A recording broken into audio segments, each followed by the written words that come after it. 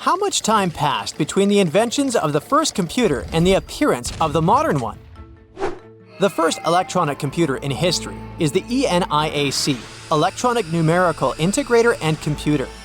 It was invented in 1945 by American scientists. But there's an older machine. It's the Babbage difference engine. English engineer Charles Babbage built it in 1822. This means more than 200 years have passed since the first computer, and we would have thought so if, at the beginning of the 20th century, divers hadn't discovered a computer more than 2,000 years old.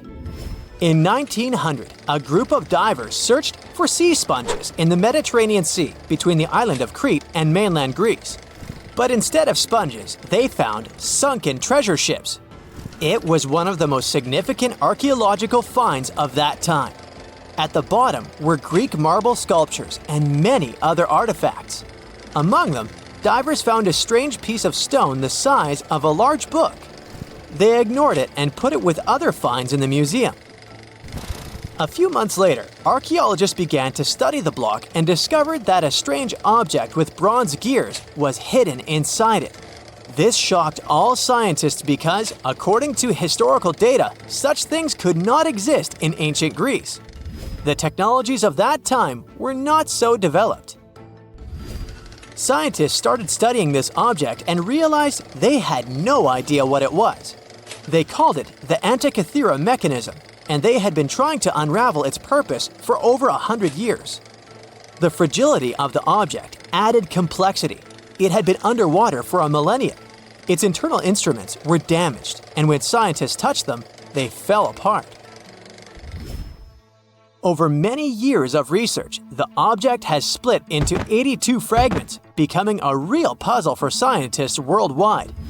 They found out that it was a machine designed for astronomical calculations. With the help of X-rays, computer tomography, and virtual modeling, people could partially recreate the image of the mechanism. It was a complex structure consisting of 30 rotating gears that turned the dial. The whole mechanism was set in motion with a hand crank.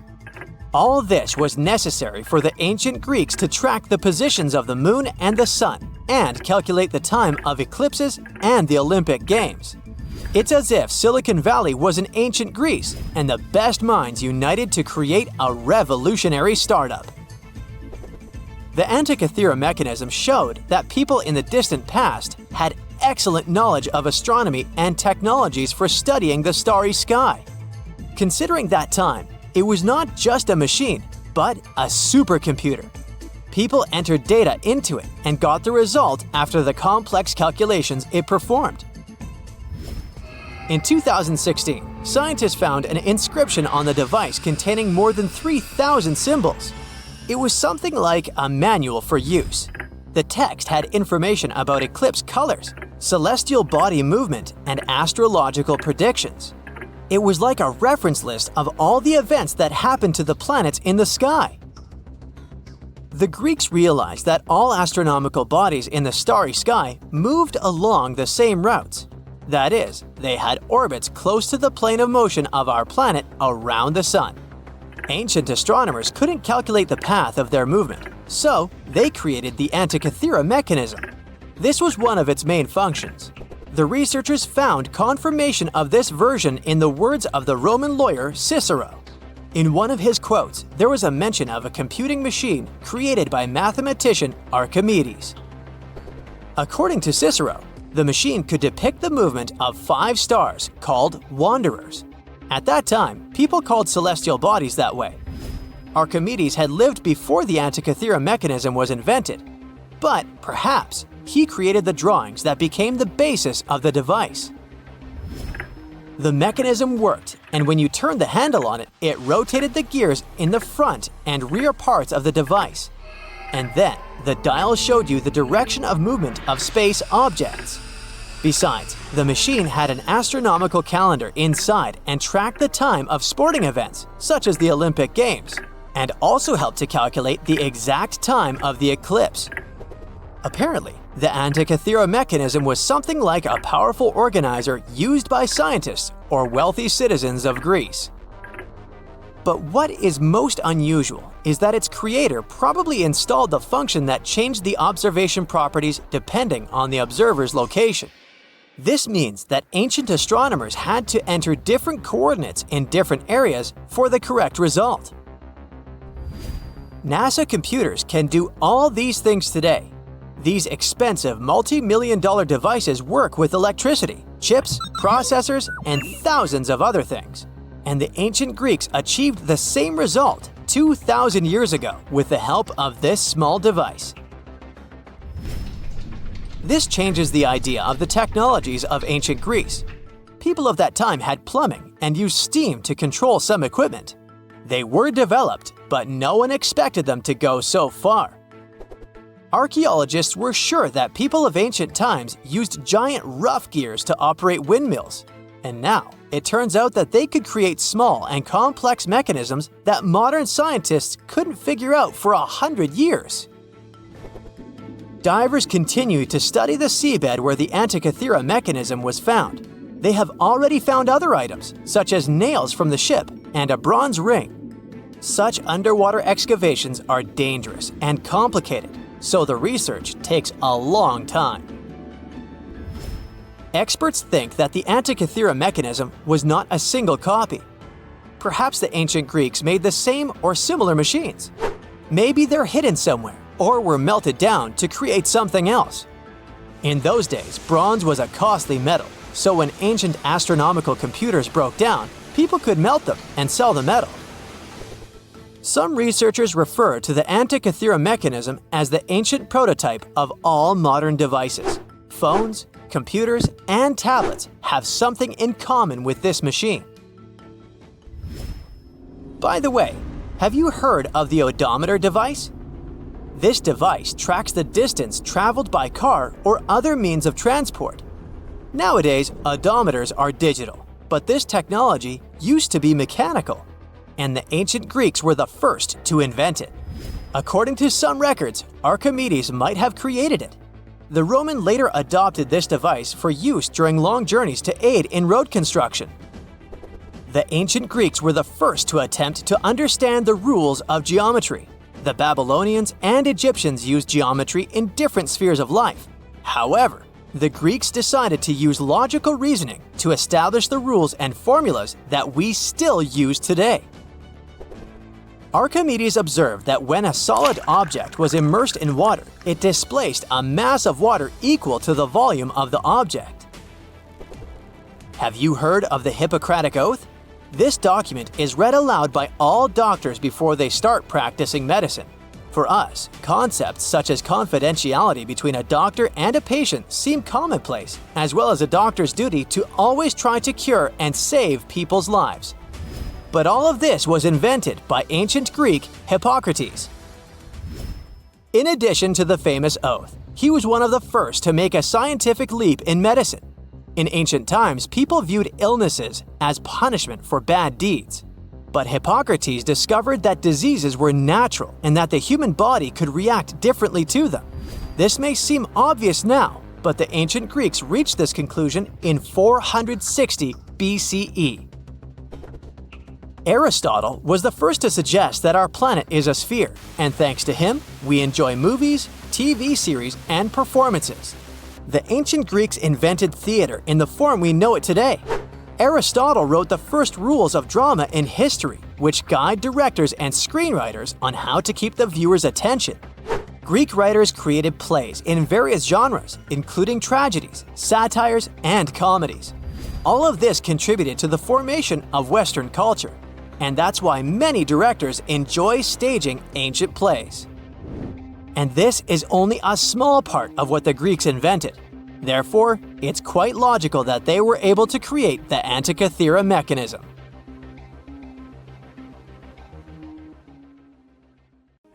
The lost city of Atlantis may have actually been found. Not really. Two researchers were working in the waters off the coast of Cuba when they discovered the ruins of what looked like an ancient submerged city. That happened about 20 years ago, and yet no one really talks about it today. It's like the authorities just took the research, locked it away in some top-secret room, and decided no one else should know about it. But why? Well, I'm going to tell you. Back in 2001, Paulina Zalitsky, a marine engineer, and her husband, Paul Weinswig, were hired to explore the waters off Cuba's western coast. They had two main objectives: to search for old shipwrecks, possibly hiding treasures like gold and jewels, and to locate valuable oil and natural gas deposits deep underwater. They were using a sonar. Basically, this equipment is like a sound-based radar. It sends out sound waves underwater, and when those waves hit something, like a sunken ship, they bounce back. The system can figure out where and how far the object is just by listening to the echo. So, the couple was scanning the seafloor with this equipment more than 2,000 feet below the surface. And then, out of nowhere, they found something way more interesting than gold or oil. They found stones. Not just any stones. I'm talking huge, perfectly arranged stones. Kind of like a mini version of the pyramid at Chichen Itza, or even better, like a bunch of tiny submerged Chichen Itzas. Yep, they saw that, or at least they think they did. The thing is, sonar doesn't work like a camera. It definitely doesn't record video or take actual pictures underwater. What it does do is create images using sound. And those images are usually just outlines or shapes, kind of like a blurry black and white sketch. It shows you where things are, but not exactly what they look like. And that's exactly what happened back then.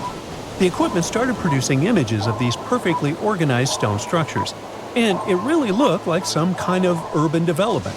I mean, the site was just too organized, too symmetrical to be just random rocks. But it sounded too good to be true. I mean, this discovery could totally change everything we know about ancient civilizations on the American continent. So the scientists decided it would be too irresponsible to announce anything without finding more evidence first. And that's why they decided to go back to that same spot. This time they sent down an underwater remotely operated vehicle to actually see what was going on beneath the sea. See? This robot was basically an underwater cameraman. And yep, it confirmed it. There was definitely something strange down there. It looked like an ancient city made of huge, smooth blocks of granite. These rocks were about 8 feet by 10 feet. Some were in pyramid shapes, others were circular. Some seemed to be deliberately cut and then stacked on top of each other, while others appeared isolated from the rest. Together, they looked like they were forming corridors and outlines of rooms. It was like finding large buildings in the middle of an underwater desert. These images were enough for Zalitsky to seal the deal. Back then, she confirmed that this amazing structure, her words, could have been a large urban center. Again, her words. Then the couple started to speculate. They said that these structures were probably built more than 6,000 years ago, which would make them older than the Great Pyramids of Egypt.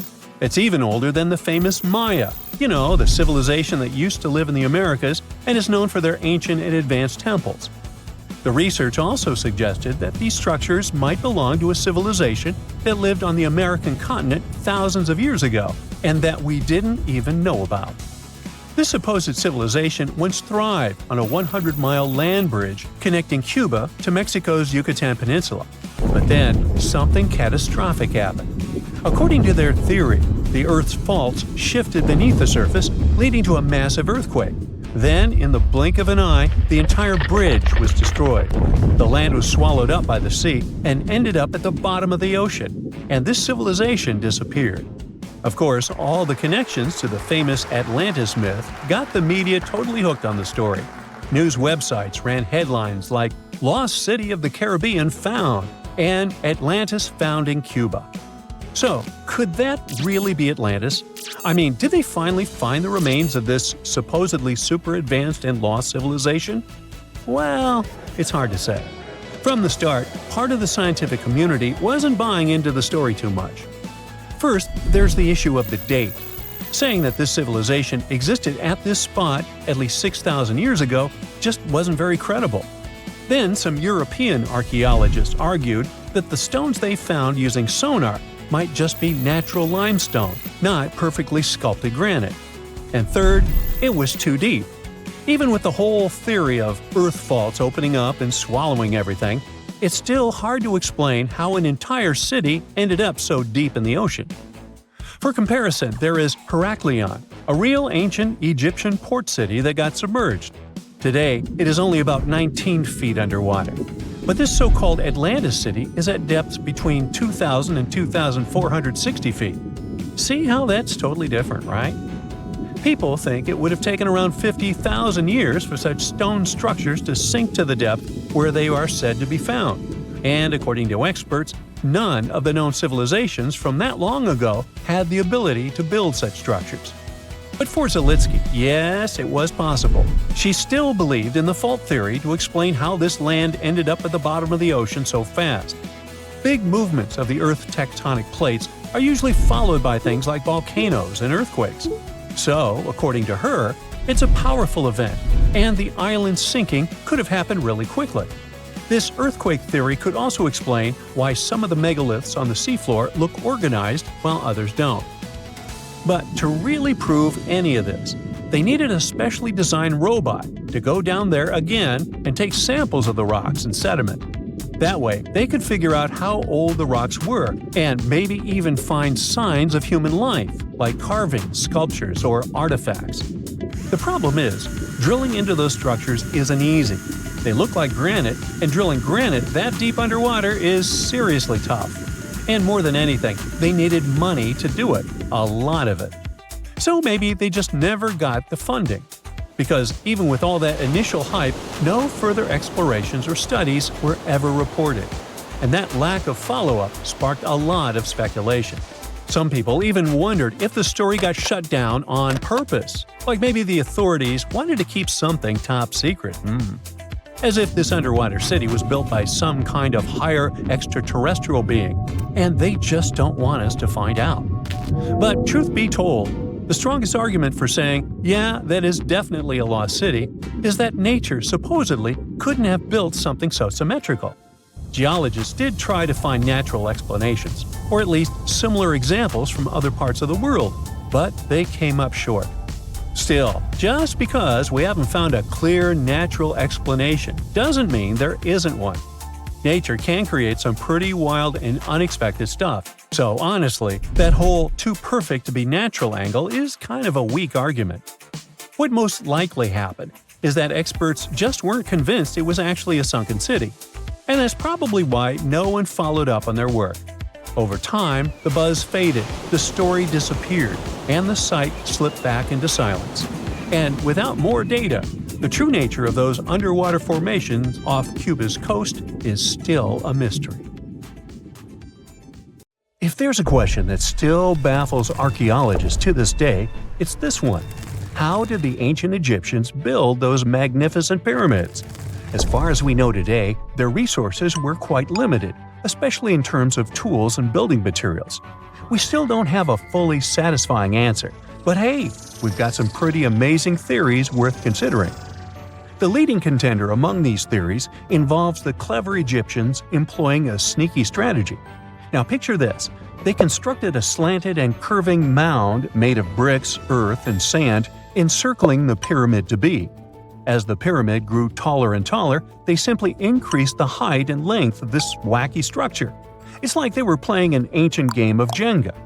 Now, how did they get those massive stone blocks up there?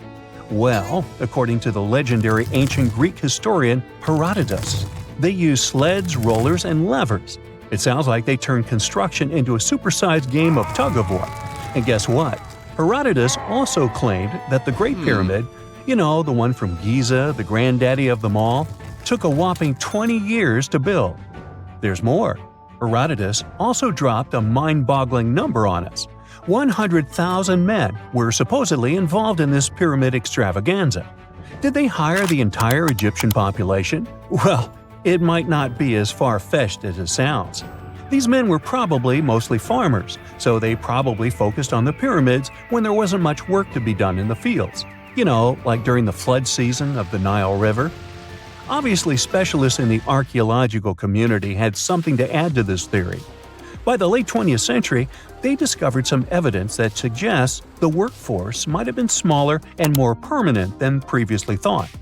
Instead of a massive army of 100,000 pyramid builders, they proposed that a modest crew of around 20,000 workers, accompanied by support personnel like bakers, physicians, and even spiritual leaders, could have gotten the job done.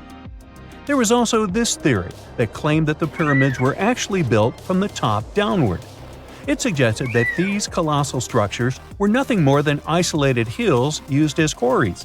The stones were supposedly drawn from these hills, and over time, competing engineers took charge and transformed them into the iconic pyramids we know today.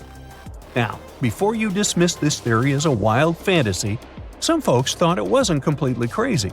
After all, there are instances where isolated hills exist, so maybe this theory had a tiny glimmer of truth.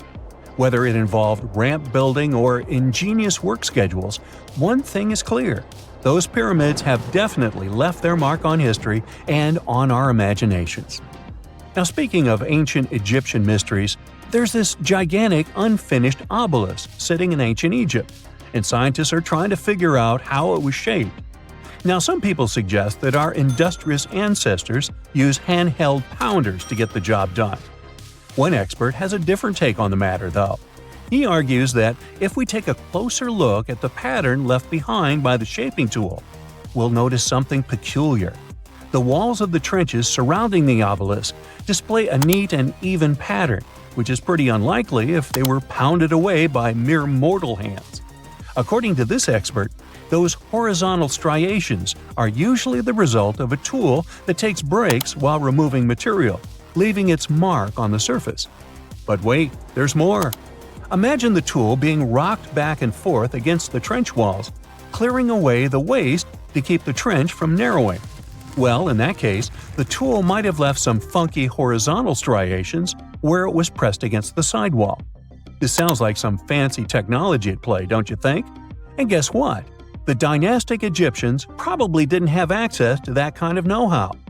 Another famous Egyptologist from way back also uncovered a bunch of core drills during his adventures. Although the actual drill bits are missing, his collection houses these particular core remnants made of limestone, alabaster, and even granite. These constructions aren't the only amazing thing the ancient Egyptians left behind, though. As it turns out, the Egyptians were the genius minds behind the creation of the handheld mirror. Yeah, that little mirror you use every day to check yourself out. But here's the twist. These mirrors are like pieces of art. They were decorated with inscriptions and figures. But that's not all. The Egyptians had a serious concern with their appearance. They knew the importance of personal hygiene and looking fabulous. So, in their quest for pearly whites, they invented toothbrushes and toothpaste. Dental problems were pretty common back then, and their smiles weren't exactly all white. Dentistry wasn't their strongest suit, you see. Maybe their minds were distracted by all that pyramid building. So that doesn't mean those ancient toothpaste recipes weren't amazing. One delightful concoction included rock salt, mint, dried iris petals, and pepper. Some brave dentists in the 21st century tried it out, and it worked pretty well. Ground-up ash was also used in another recipe to create a tooth cleansing paste. Mint was missing, so that didn't do much for their breath. That's when the genius Egyptians came up with the world's first breath mints. They made tablets from heated spices like cinnamon, and they mixed it with honey. Now, let's shift gears to home decor, Egyptian style. They surely took ornamentation to the next level. While the concept of decorating furniture started in Mesopotamia, the Egyptians cranked it up a notch. They went all out with different colors of ink and even developed various weights of paper. Oh, and let's not forget about those cute little area rugs we all have in our homes today. Guess who came up with the idea? Yep, the Egyptians. They used the versatile papyrus plant to make those cozy rugs. And speaking of trends, the Egyptians loved their knickknacks. They had an assortment of small figurines in the shapes of cats, dogs, and people. These statues were made from various materials, like simple sun-dried mud to the ultimate bling of gold. It all depended on how loaded you were. The Egyptians were also all about farming, and they knew that clean water was crucial for their crops and animals. That's why they came up with some nifty inventions and techniques to make sure their land was fertile and their plants were happy.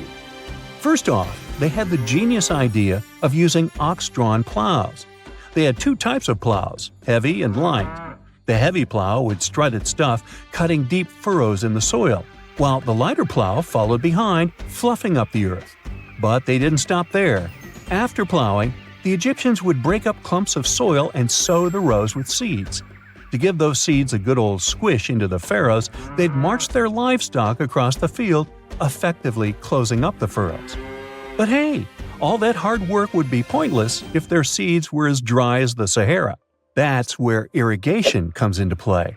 The Egyptians were so good at it that other cultures, like the Greeks and Romans, couldn't help but copy their techniques. Now let's switch gears and talk about the marvelous architecture of ancient Egypt. These folks weren't just skilled farmers, they were also architectural maestros. They built these fancy canals to carry water to farms and villages, and boy, did they know how to make those canals look pretty. Just imagine strolling along a canal lined with ornate structures. The pharaoh Ramesses the Great was quite the overachiever when it came to construction. One of his mind-blowing creations was the construction located at Abu Simbel. This building was designed so that twice a year, the sun would shine directly into it and illuminate the statues of Ramesses. And let's not forget about the corbelled arch. Without this architectural gem, we'd be missing out on some mind-boggling structures like the Great Pyramid. The Egyptians knew how to make things stand tall and proud, thanks to their engineering and construction wizardry. They built grand halls and inner sanctums that make your jaw drop, and some of these temples doubled as astronomical observatories. Secant cosine tangent sine 3.14159. Yeah, that was the cheer we heard coming from the trigonometry club back in the day. For the rest of us in math class, terms such as sine, tangent, and pi were just bewildering. Who invented these and why? Was their only purpose to make it harder for students? Well, not quite. Trigonometry was invented by the ancient Egyptians. They needed this knowledge to construct pyramids, and they did a pretty good job too. The Great Pyramid in Giza still stands today, some 4,500 years after it was built. No recalls either. So let's get out of that classroom and on a journey through time to reveal the secrets behind the ancient Egyptians' precision. Here you are, standing on the Great Pyramid's construction site, some 9 miles from Cairo. Well, the city still isn't there, as you're surrounded only by the desert and teams of construction workers. They're transporting large stone blocks weighing 2.5 tons each. They're inside a wooden sled that sits on large rollers. A crew of 8 men rolls these blocks along the ground. You immediately think of the rollers on a supermarket cash register. The principle is exactly the same, but the scale is greater, much greater. Scientists estimate that the Egyptians used 2.3 million such blocks in the Great Pyramid alone. And the block in front of you is one of the lighter ones. The heaviest of them weighed up to 15 tons. But where did all these blocks come from? Most of them originated from quarries around Giza. It's not that impressive, you think, but wait until you hear how ancient engineers transported the granite used in construction over 500 miles to the pyramid. There were no railways or highways back then, but the mighty Nile was always there. Researchers even believe that the Egyptians dug a canal to connect the Nile directly to the pyramid's construction site. All they had to do then was to wait for the flood season to begin, and voila! The rising water levels floated the heavy stone blocks for them. But how did they lift the enormous stones on dry land to stack them up to the top? Did they use oversized cranes? Well, ancient Egyptians worked around this problem, literally speaking. One of the workers is now pointing to the giant ramp going around the pyramid they're building. This is how a mountain road zigzags its way to the top. If the ramp went directly to the top of the pyramid, then workers couldn't pull the stone blocks along it. It would be too steep. Scientists have calculated that 8% could be the maximum incline. So ancient Egyptians just extended the ramp around the pyramid. Again, these are all theories, as the ramp could have been inside the pyramid, as some researchers suggest. The exact building method is still a mystery, guarded by the Sphinx. That's its real name, right? Wrong. As the Great Sphinx is just the statue's alias. You know, the name writers take when they want to hide their true identity, or a singer's stage name. The Sphinx's real name, translated from Egyptian, means Horus in the horizon. That was the name for the Egyptian deity of the sky. The trail of mystery doesn't end there. As a man walks past you with a bucket of paint, he's going to add a touch of color to the Great Sphinx. Researchers found specks of this red color next to its ear. That was some strong paint, as it survived for thousands of years. You are now standing straight in front of the Sphinx. You look up. It's very tall, right? 66 feet to be precise. Now resist the urge to take a selfie. You can do it. Now you notice something else. It looks like the Sphinx is in the center of a giant triangle in the back. That's one side of the Great Pyramid. And no, your eyes are not playing tricks on you. The Sphinx really does sit in the center of the pyramid's lateral face. Here's where math comes in handy. A pyramid has 4 sides, called lateral faces. There's also a 5th face, the base, but that's not visible. It's, wait for it, face down. The Sphinx has one last mystery to reveal: its age. Scientists agree that Pharaoh Khafre built the Sphinx. He ruled after his father, who had built a great pyramid nearby. So both structures were finished around the same time. Let's talk about numbers again.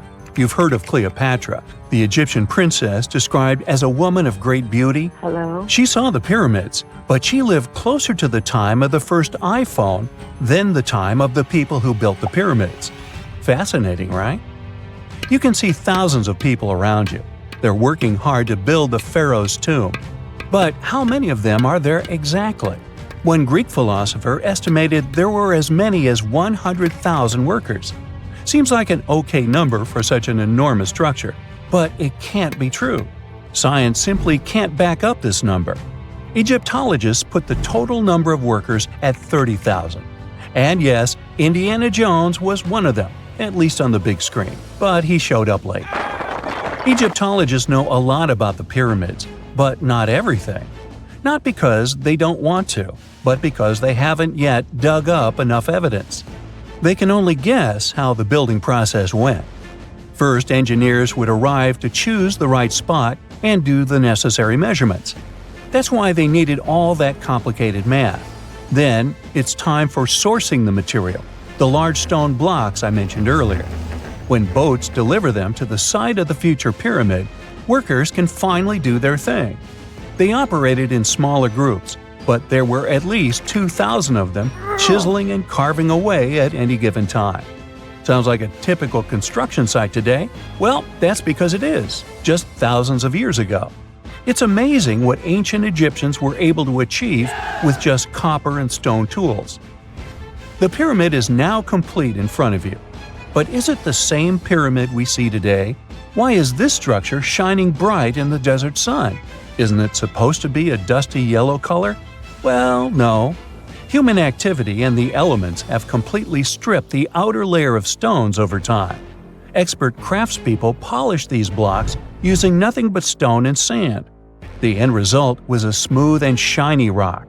On the day it was completed, the Great Pyramid of Giza was a perfect triangle of light.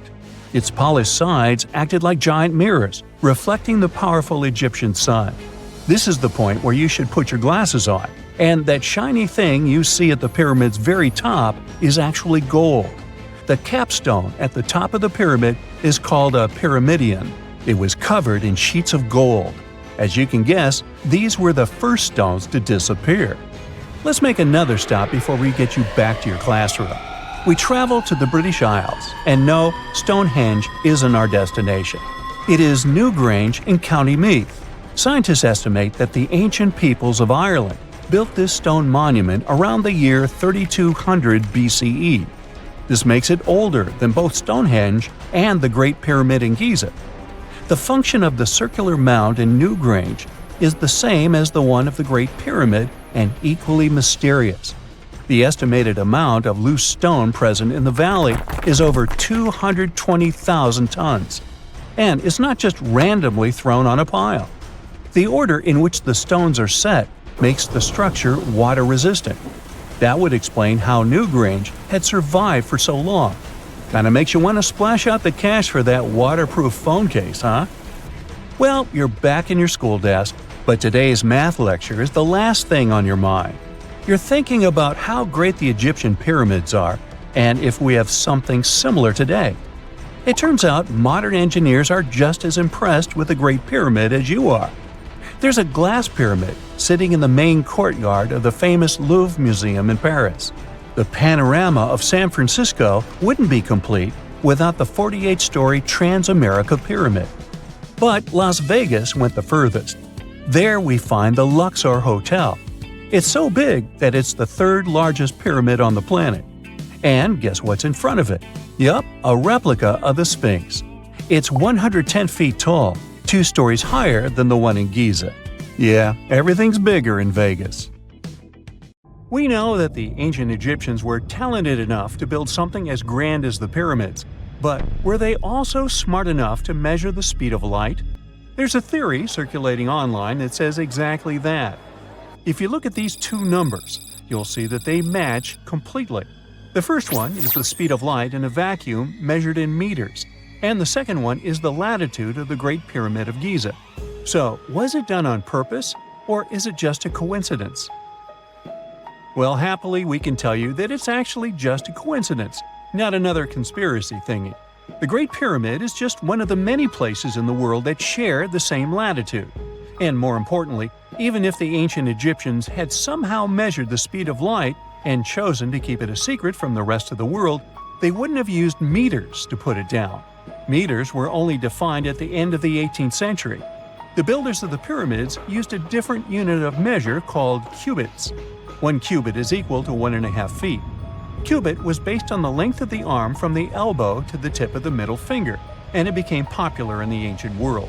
So if they wanted to impress the rest of the world and set the pyramids at a point that matched the speed of light in cubits, they would have to build their iconic constructions somewhere in Europe. And then the Danish astronomer who first measured the speed of light in 1676 would have been really upset to know that someone had done it centuries before him. So, although they were ahead of their time in many aspects, the ancient Egyptians never measured the speed of light or used longitude and latitude to map their locations. The base of the Great Pyramid of Giza might seem like a perfect square, but it's actually an 8-sided structure, not 4-sided. Each of its 4 sides has a subtle concave indentation that splits it evenly from base to tip. The official version is that a British pilot was the first to notice it in 1940 while flying over the pyramid. He took a photograph that showed shadows highlighting these indentations. Some people think these lines are only visible from above and can best be seen at dawn and dusk during the spring and autumn equinoxes. This has led to a freaky theory that the ancient Egyptians might have designed the pyramids to communicate with something looking at them from above.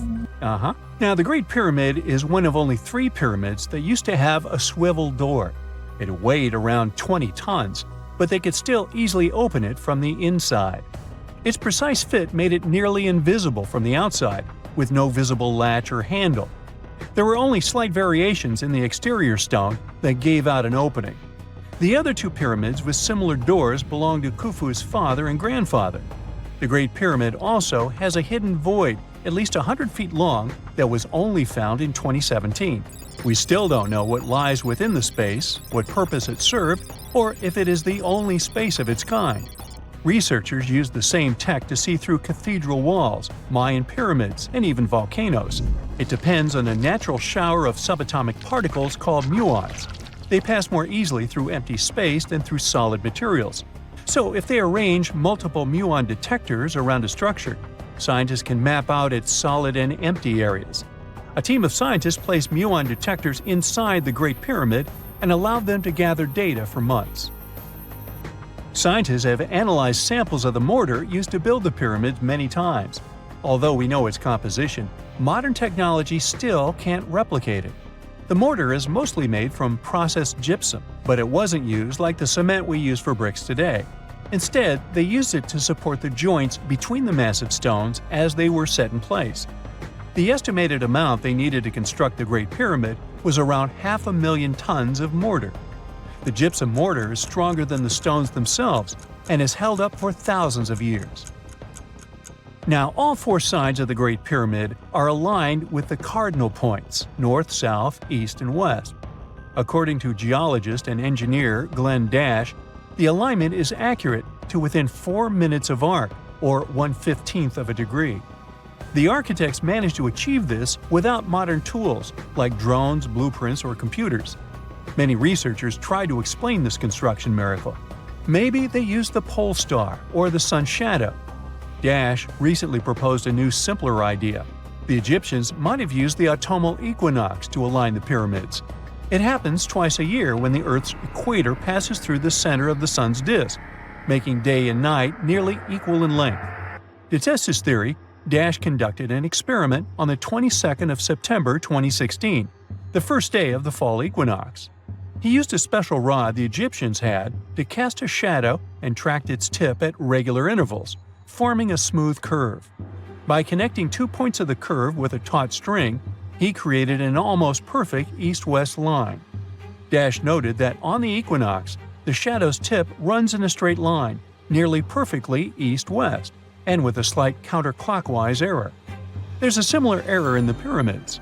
Although his experiment was conducted in Connecticut, Dash believes that the same method would work in Egypt. All the ancient Egyptians needed was a clear, sunny day. They could determine the fall equinox by counting 91 days from the summer solstice. But they left us few clues, and no engineering documents or architectural plans have been found that explain their methods. So they might have mapped shadows, but it's not definite. Now, scientists have long wondered how heavy stone blocks were carried to the pyramid sites, and they might finally have an answer. A research team from the University of North Carolina, Wilmington, has discovered that 31 pyramids are likely to have been built along a long-lost ancient branch of the River Nile. It's now hidden under desert and farmland. For many years, archaeologists have thought that ancient Egyptians must have used a nearby waterway to transport materials, equipment, people, and whatever else they needed to build the pyramids on the river. But up until now, they weren't certain of the location, shape, size, or proximity of this waterway to the site of the pyramids. The group of researchers used radar satellite imagery, historical maps, geophysical surveys, and sediment coring to map the river branch. They believe it was buried by a major drought and sandstorms thousands of years ago.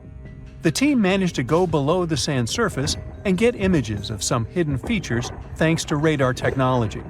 They found hidden rivers and ancient structures running at the foothills of where most of the ancient Egyptian pyramids lie. The discovery of this extinct river branch helps explain the high pyramid density between Giza and Lisht, in what is now an inhospitable area of the Sahara Desert.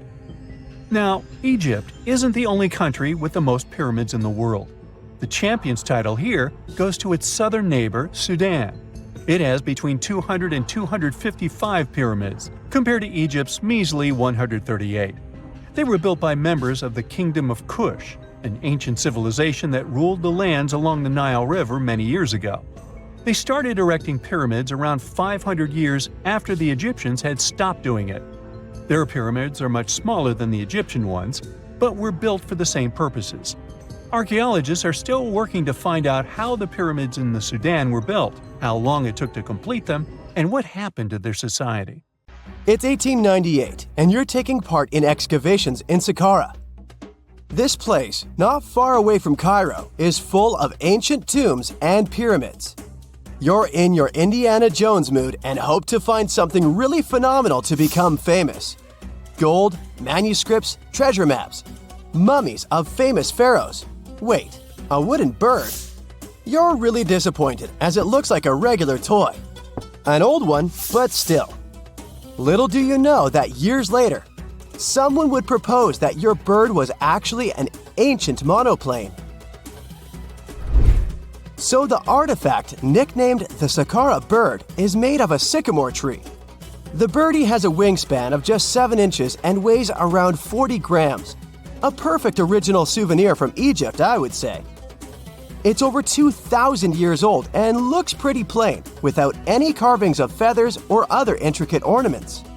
It has a beak and eyes, though, which makes our find look like a hawk, the emblem of the deity Horus. Its tail is rather unusual as it's squared, looks weirdly upright, and it seems like the sunken part of it was the place for a now missing piece. Humans love solving a good mystery, so there have been several attempts to explain the use of the birdie. first, quite simply, is that it was a ceremonial object. The second idea is that it was a toy for a child from some well-off family. It could have been some sort of boomerang, which was a popular concept in ancient Egypt. Then there was a theory that the bird had been used as a weather vane. But this one has been debunked as the figure doesn't have any holes or markings, except for the one made at the museum in Cairo to fix the exhibit on a stick. So there was no way to hang it in the past.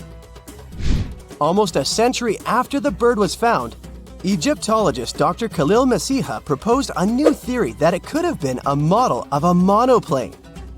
He believed the bird was missing a horizontal tailplane. Otherwise, it had its wings set at a right angle, similar to that of modern planes. It could have worked to generate the aerodynamic lift necessary for flights. Dr. Masiha also claimed that it was common at that time to place miniature models of technological inventions in tombs. So, did the ancient Egyptians really invent the plane in 200 BCE? That would make the Wright brothers, who are considered the inventors of aviation, really upset.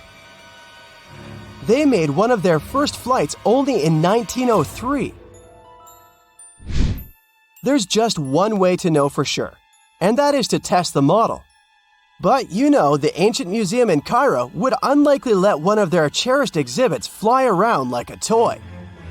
That's why glider designer Martin Gregory built a similar model, this time of balsa wood, and concluded that even with the missing tailplane, the plane wasn't much of a flyer. Case solved? Not really. This didn't sound convincing enough to the History Channel, so they invited an aerodynamics expert to build another replica of the bird. He tested it in weather conditions similar to those in Egypt and was impressed with the little plane's abilities. So, if they did invent the prototype of a plane back in the times of pharaohs, it would be a good example of an oopart. That's an out-of-place artifact, an object that's way ahead of its time in terms of technology or history. And the Saqqara Bird isn't the only example of such a revolutionary concept. In 1901, a group of divers retrieved the Antikythera mechanism from an underwater shipwreck near the Greek island of Antikythera. It's been dubbed the world's first analog computer, and it's currently dated around 100 BCE. The bronze mechanism could tell the position of the sun, moon, planets, and stars, as well as the lunar phase, the dates of upcoming solar eclipses, and even the speed at which the moon moves through the sky.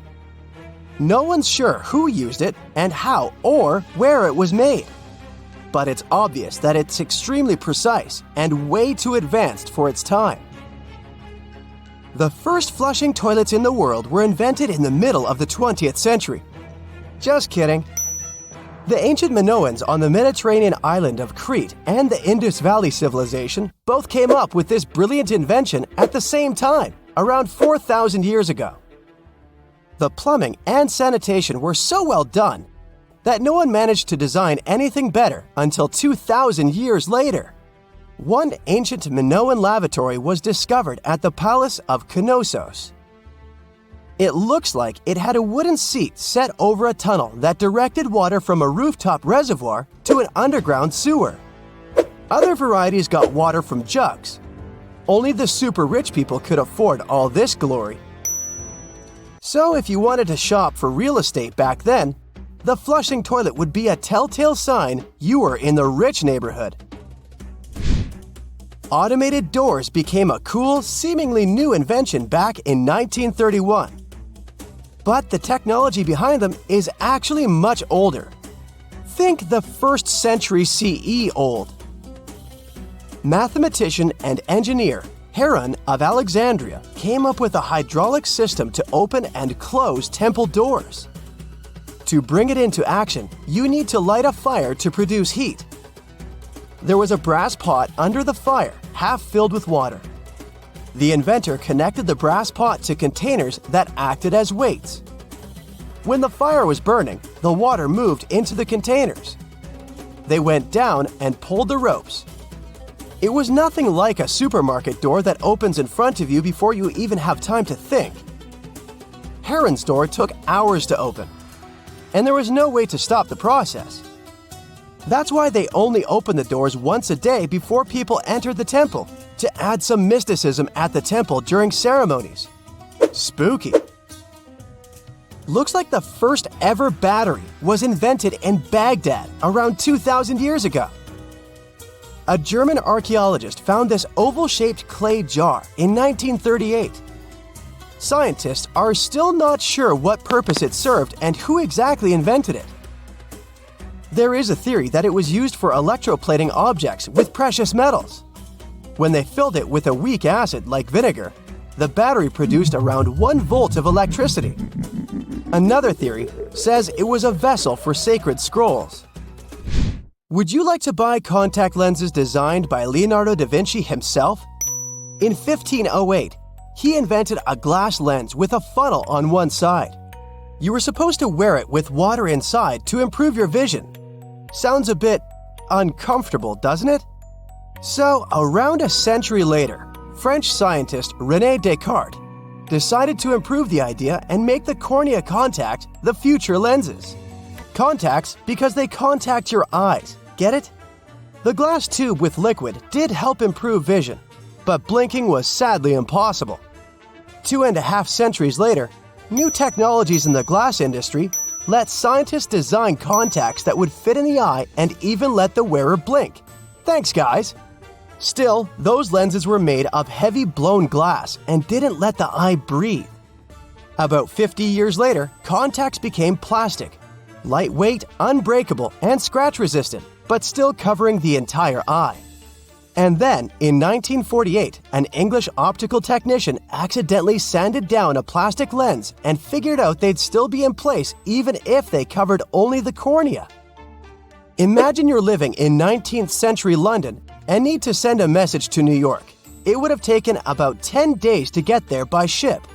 So when delivery time went from days to hours in 1858, it was a true sensation. The first message was sent by Queen Victoria herself.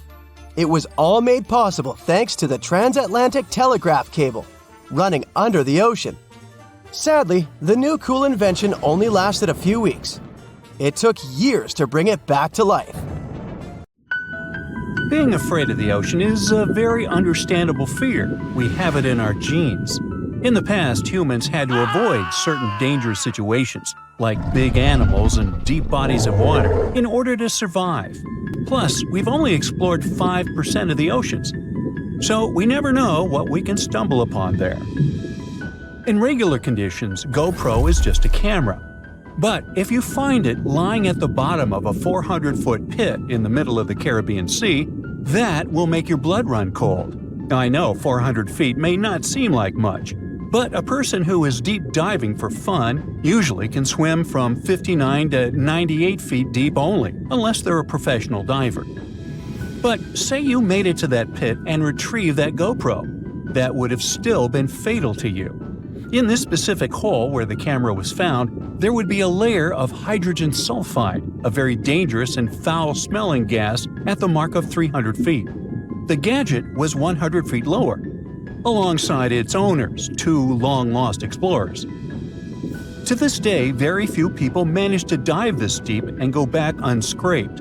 In fact, the deceased explorers were found only with the help of submarines. Now, you might be curious about the content of the GoPro.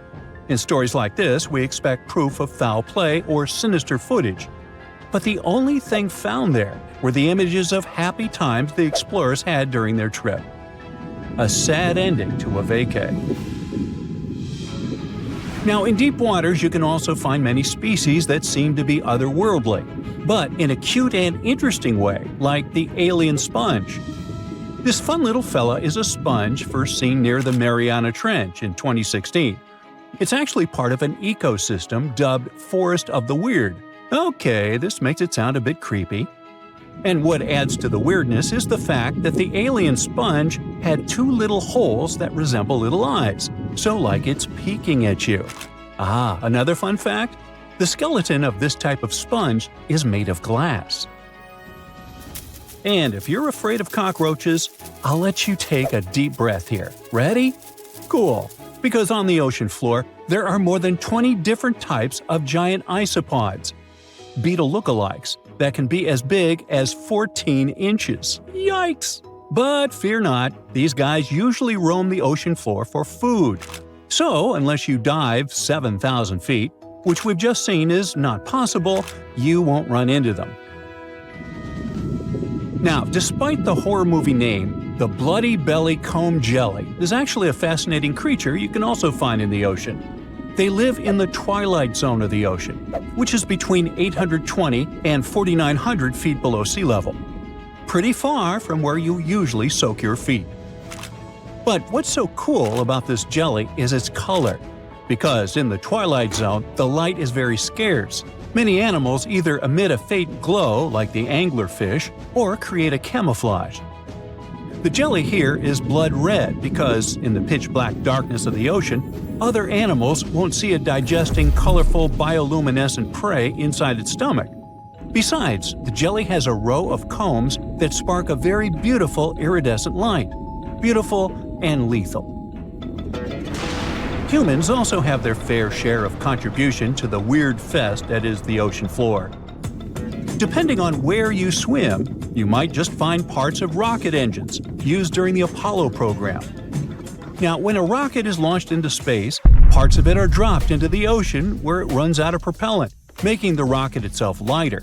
And a part of the Apollo 11 rocket engine, yes, that one that first took humans to land on the moon, was actually recovered from the ocean after more than 4 decades.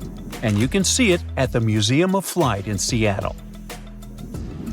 Not a space fan? Well, there's something for the Oregon Trail lovers too. There are 2 locomotives living their best lives, or worst, depending on your point of view, just off the coast of New Jersey. They're from the 1850s and are sitting under 90 feet of water. They probably fell off of a transportation ship during a rough storm, or were intentionally pushed over the barge so that the ship didn't sink. Most of these things can only be seen while diving, but worry not. Even if you have a lingering fear of the deep ocean, you can still find weird things by simply walking on the beach. Look at these bizarre Garfield landline phones washed away in Brittany, France.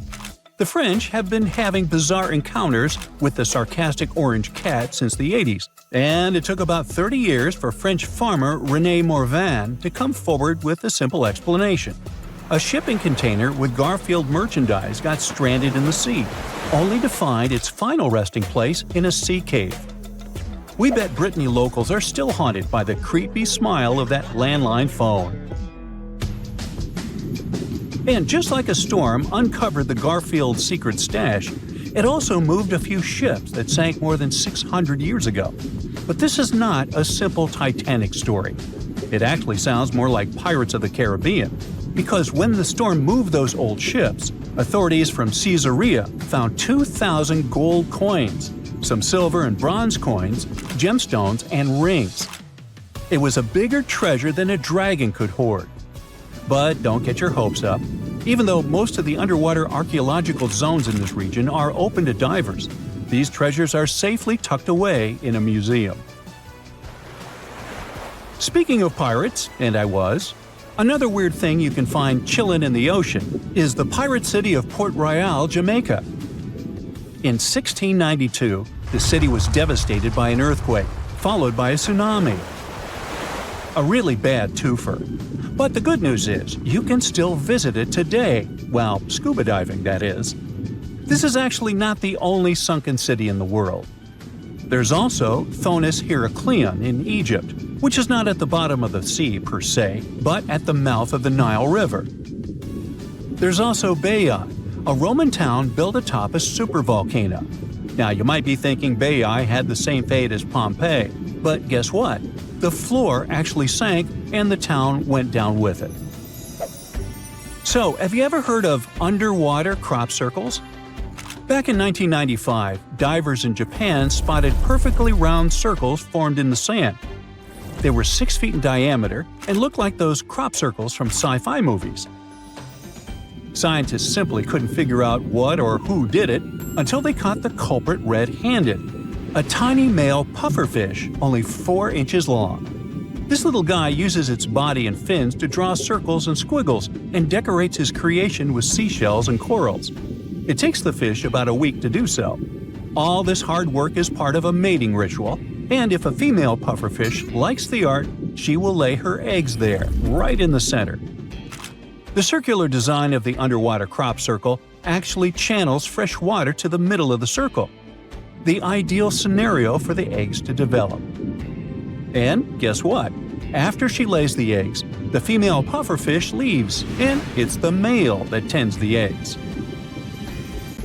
But just in case fishes are not your thing, we can also offer you a cargo of rubber duckies, turtles, beavers, and frogs, 28,000 of them to be exact.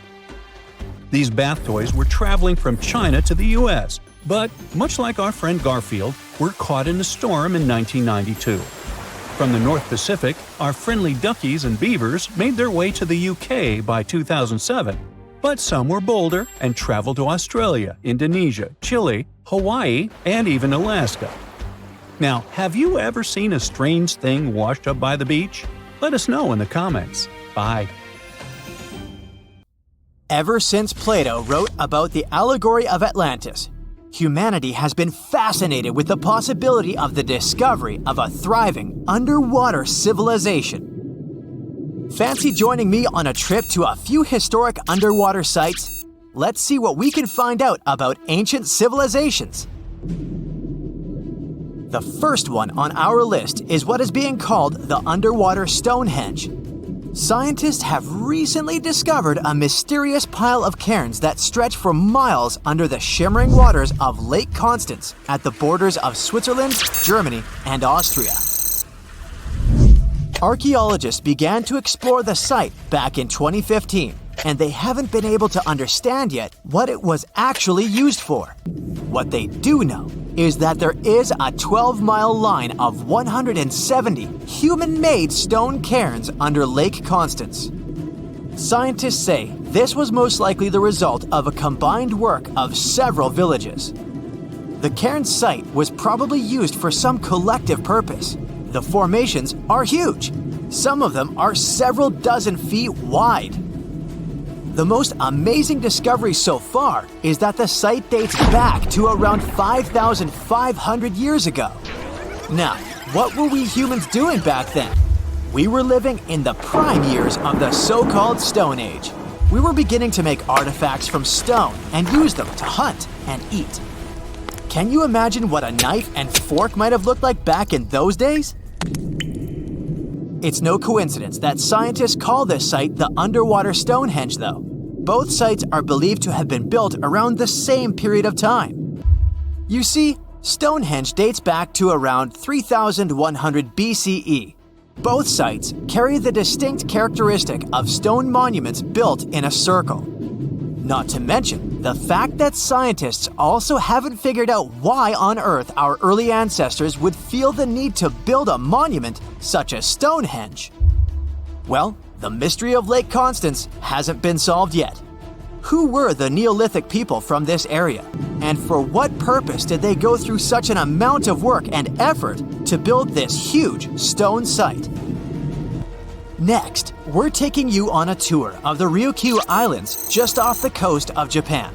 You're diving deep down to an archaeological site. But I should warn you, the waters of the Pacific Ocean are far from smooth. It doesn't take long before you see a huge structure, thanks to the sunlight shining down on the seabed. At first, it looks like Machu Picchu's ruins located across the globe in Peru. As you approach the site, you slowly figure out its forms. A pyramid-shaped structure, arches, staircases. It's something that could have easily been a palace or a castle. Could this be a sign of human activity? What you've just seen is known today as the Yonaguni Monument. It also goes by the name of Japan's Atlantis. The entire monument is about the size of 5 soccer fields and the height of a 5-story building. Its most surprising feature is its expanse of terraces. Explorers and scientists believe that Yonaguni might be 10,000 years old. But whether it's a human-made structure or a natural formation is still under debate. For Japan's top marine geologist, Professor Masaki Kimura, Yonaguni is the heritage of a lost civilization. Kimura has dived to the bottom of the ocean to explore the ruins over 100 times over the past 10 years. According to him, there are clear signs of human activity down there. On the monument's surface, there is a triangle-shaped concave that is a historical symbol of water fountains in the region. There's also a giant turtle carved on the eastern side of the structure. And, according to Kimura, turtles have an important cultural meaning. Several pieces of stone tools have been recovered from the site. Their estimated age is around 10,000 years. However, not all scientists support this theory. For many, Yonaguni is the result of thousands of years of erosion. The fact that the monument is composed of one massive rock leads them to believe it's not human-made. The defined edges and flat surfaces resemble a natural formation in Northern Ireland, known as the Giant's Causeway. The basalt columns look like the ruins of a palace, but they're actually the result of volcanic activity in the region. Now, you're flying to the coast of Greece, 4 hours away from Athens. More specifically, you're in the Peloponnese Peninsula. You dust off an old snorkel and head for a free dive on a bright sunny day. Sometime into the dive, you start noticing patterns on a seabed. 13 feet below the surface, outlines of familiar objects start to appear, one by one. As you continue swimming, what looks like the outline of an entire city emerges in front of your eyes. Are you wondering how water could have taken the whole city? Rocks are perfectly aligned into what appears to be the foundation of a building. This is Pavlopetri, an ancient city you've probably heard about for the first time. It was discovered by Nicholas Fleming, a British oceanographer, when he was on vacation in Greece. He had heard rumors about Pavlopetri's existence and indeed found several artifacts on the seafloor. He went back to the area a year later with the team. They found a site filled with pots, storage vessels, and tools. A kernstone, for instance, is a tool used for grinding grains and turning them into flour. Multiple amphoras indicate that this settlement dates back to the Bronze Age, 5,500 years ago, when people started living in towns. The settlement is believed to have existed for over 2,400 years. Today, Pavlopetri is considered the oldest submerged town ever discovered. And what's impressive is that it wasn't a simple village. It was a vibrant port city with stone buildings, a marketplace, streets, and even squares. The next stop on our voyage is one of today's most famous underwater cities that has been turned into an archaeological park. The city of Port Royal in Jamaica exists only below the surface, but in 1692 it was one of the wealthiest cities in the Western Hemisphere. Port Royal was the center of the British Empire at the time and an important trade city that attracted people from all over the region. It was also home to real-life pirates of the Caribbean.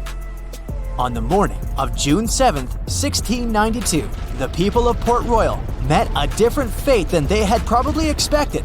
The city woke up shaking. People were thrown out of their beds by the power of a massive earthquake, ranking 7.5 on a Richter scale.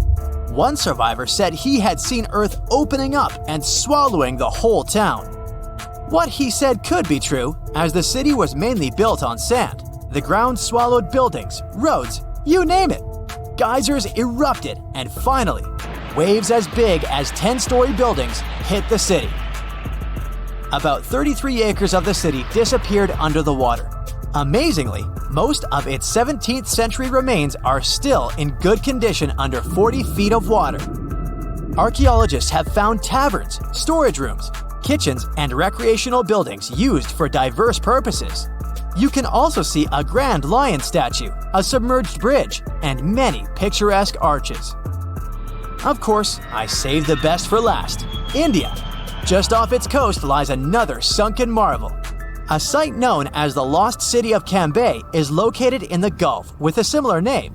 It remained undiscovered until 2001, when the National Institute of Ocean Technology made a routine water assessment.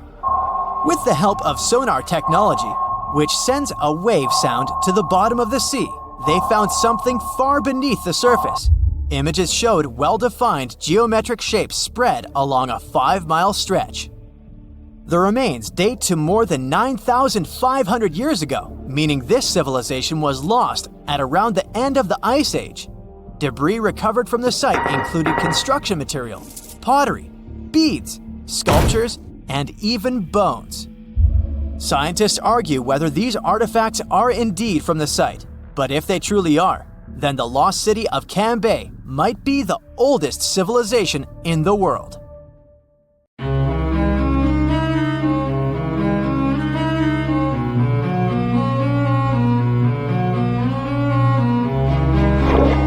Question for you. Do you think Atlantis could be real?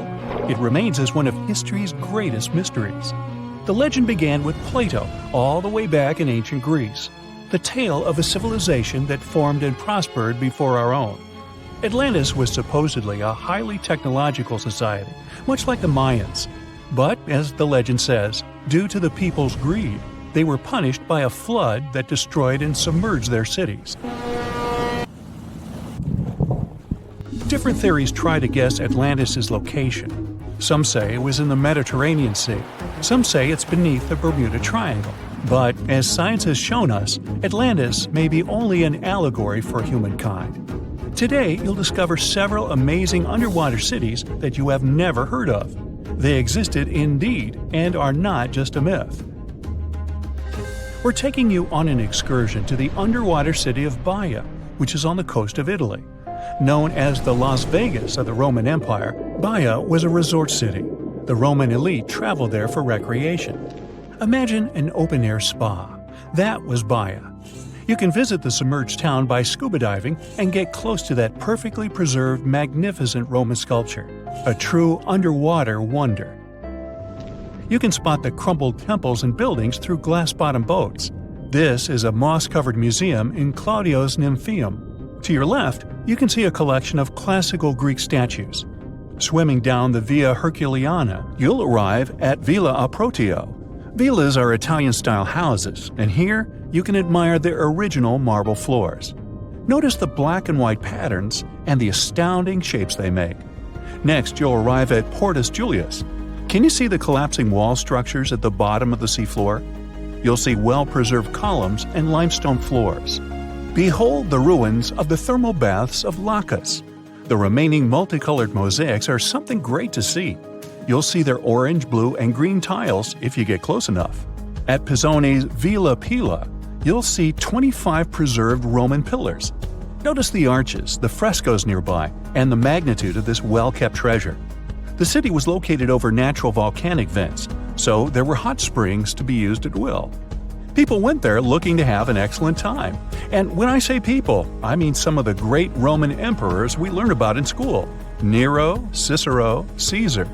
But around the 8th century, the city was sacked and the luxurious town was abandoned. Slowly, the water level rose and the city started to drown.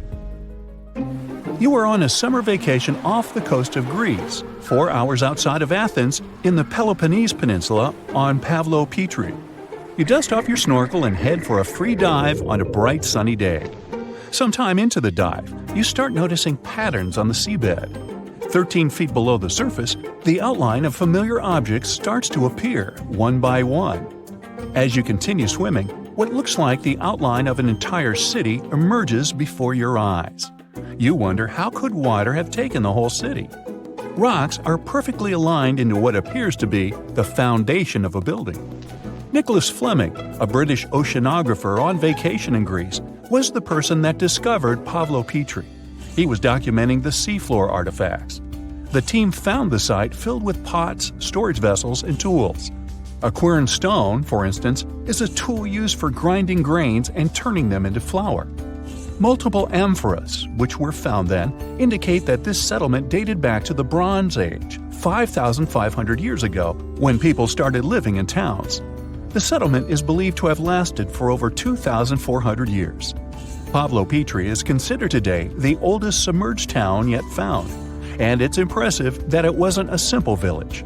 It was a vibrant port city with stone-built buildings, a marketplace, streets, and even squares. Let's continue our exploration and find secrets in other underwater cities. You are diving off the coast of the Ryukyu Islands. Pacific waters are far from smooth. There's a strong current pulling you into the deep sea. Suddenly, you see a huge structure thanks to the sunlight shining down on the seabed. At first, it looks like Machu Picchu's ruins across the globe in Peru. As you approach it, you slowly figure out its form. A pyramid-shaped structure, arches, staircases. It's something that could have easily been a palace or castle. Could this also be a sign of human activity? What you just saw is known today as the Yonaguni Monument.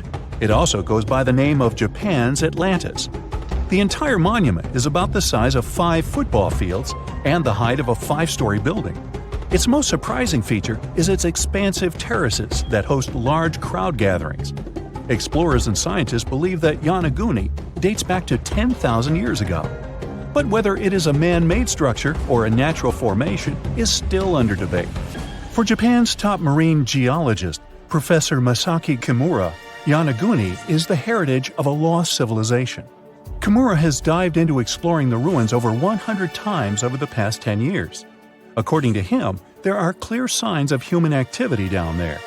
The triangle pool, located on the monument's surface, is a triangle-shaped concave that is a historical symbol of water fountains in the region.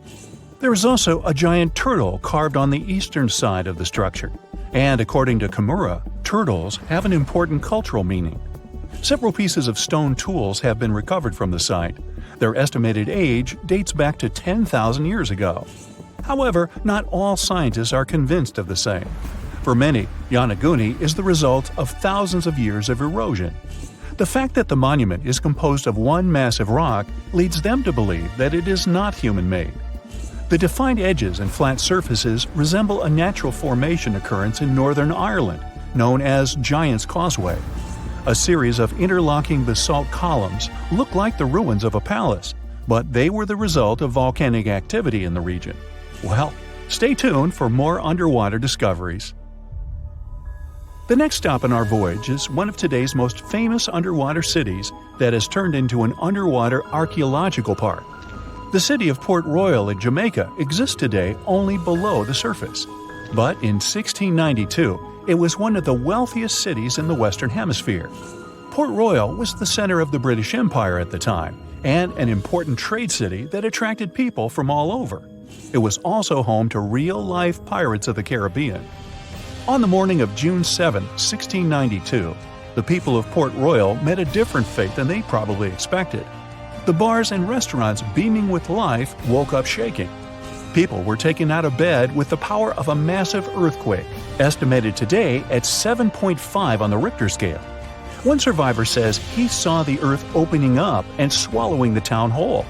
What he said could be true, as the city was mainly built over sand. The ground sucked buildings, roads, and everyone above. Geysers erupted, and finally, waves as big as 10-story-high buildings hit the city.